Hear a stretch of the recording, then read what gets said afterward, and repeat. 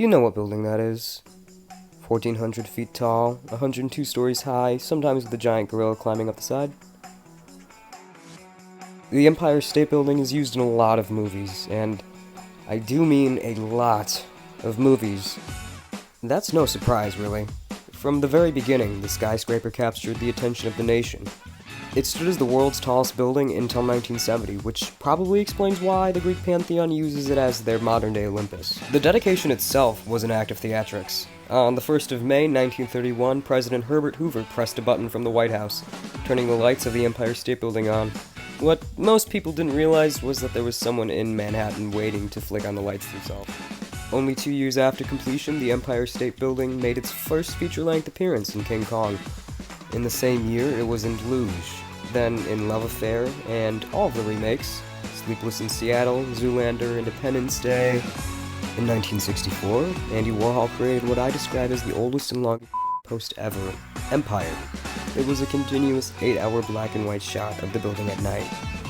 I'd speed it up, but this is literally what it is. Yeah. That's it. Like I mentioned before, it's the home of the gods and Percy Jackson and the Olympians, the Lightning Thief, and was chosen as Ground Zero for a hydrogen bomb that was dropped at New York in the 1964 film Failsafe. So yeah, the building has been through a lot on screen. More than 250 movies have the Empire State Building in it. That's not the only reason it's iconic, though. Architect Paul Goldberger said of the building that it is famous for being tall, but it is good enough to be famous for being good.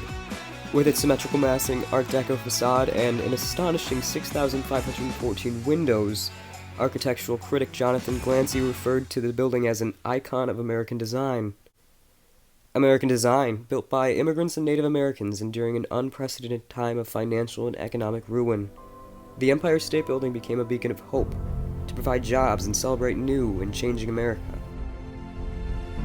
So maybe that's why there's so many romance films that have the lovers meet at the top, or why disaster movies make a point to destroy it.